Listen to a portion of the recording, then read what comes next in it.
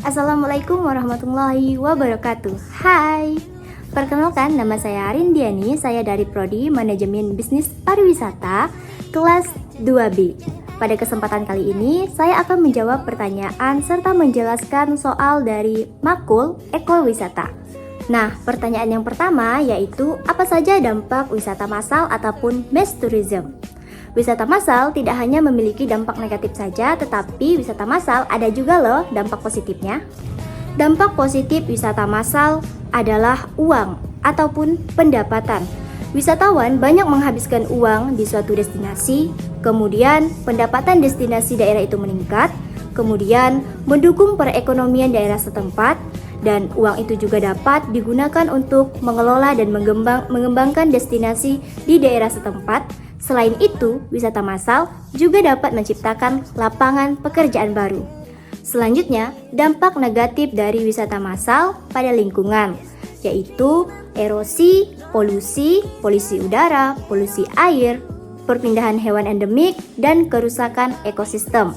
Kemudian, dampak negatif dari wisata massal yaitu peningkatan tindak kejahatan, hilangnya budaya keaslian, termasuk perasaan tidak nyaman pada masyarakat lokal akibat terlalu banyak jumlah kunjungan wisatawan yang datang pada satu waktu tertentu.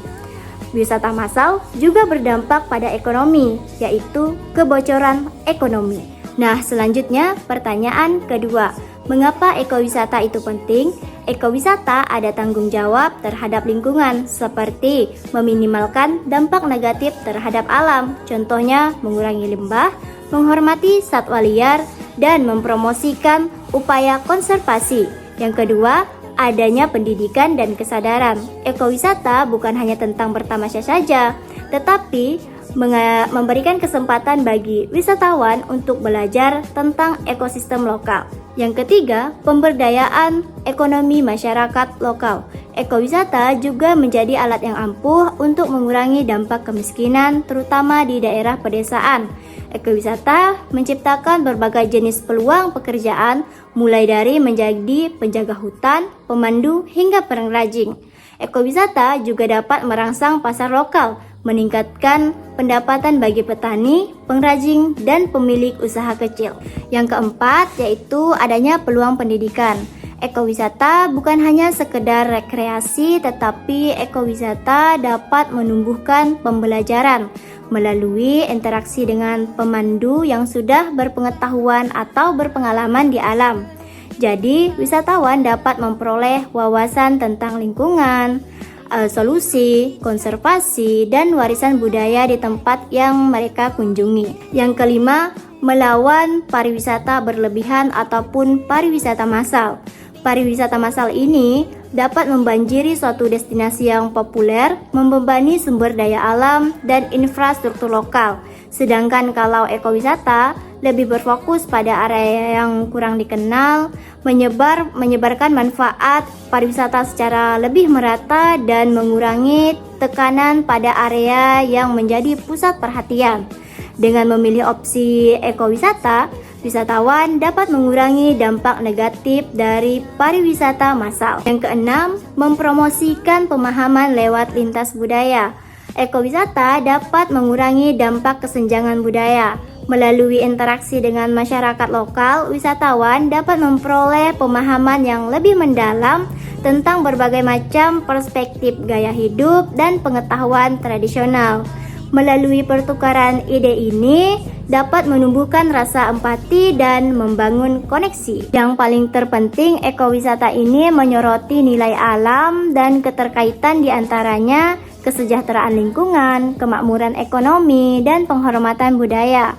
Dengan ekowisata diharapkan wisatawan menjadi peserta yang aktif dalam menciptakan masa depan yang berkelanjutan dan adil bagi bumi ataupun planet kita dan penduduk di sekitarnya. Nah, selanjutnya yaitu pertanyaan yang terakhir ataupun yang ketiga, dapatkah ekowisata menggantikan wisata massal?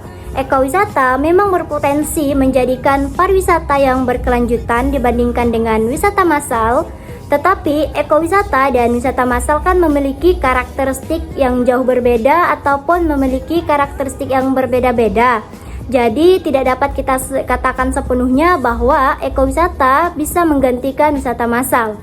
Seperti yang kita tahu bahwa ekowisata lebih berfokus pada pelestarian lingkungan kawasan yang masih alami serta peningkatan kesejahteraan masyarakat lokal ataupun konservasi. Sedangkan wisata massal berfokus pada jumlah kunjungan yang besar-besaran di suatu destinasi yang populer tanpa membatasi jumlah kunjungan wisatawan. Memang wisata massal lebih menguntungkan dalam sektor ekonomi, tetapi hanya dalam jangka waktu yang pendek karena dapat menarik jumlah wisatawan yang lebih besar. Mengapa dikatakan tidak sepenuhnya bisa menggantikan wisata massal? Karena biasanya kan permintaan dari wisatawan kan berbeda-beda. Wisata massal lebih menargetkan pada wisatawan yang mencari pengalaman liburan yang lebih mudah diakses dan serta harga yang terjangkau. Di sisi lain, ekowisata lebih menargetkan pada wisatawan yang peduli terhadap keaslian suatu destinasi dan juga memerlukan perjalanan yang khusus serta relatif mahal. Seperti yang sudah saya jelaskan tadi di pertanyaan nomor 2, jawaban poin nomor 5, melawan pariwisata berlebihan, yang mana sudah saya sebutkan bahwa wisatawan bisa mengurangi dampak negatif dari pariwisata berlebihan ataupun wisata massal, yang artinya ekowisata hanya bisa mengurangi dampak negatif dari wisata massal ya, dan tidak sepenuhnya bisa menggantikan wisata massal dalam jangka waktu yang pendek. Sekian dulu video penjelasan dari saya. Saya mohon maaf apabila jawaban saya kurang tepat ataupun kurang dimengerti. Saya akhiri. Wassalamualaikum warahmatullahi wabarakatuh. Dadah.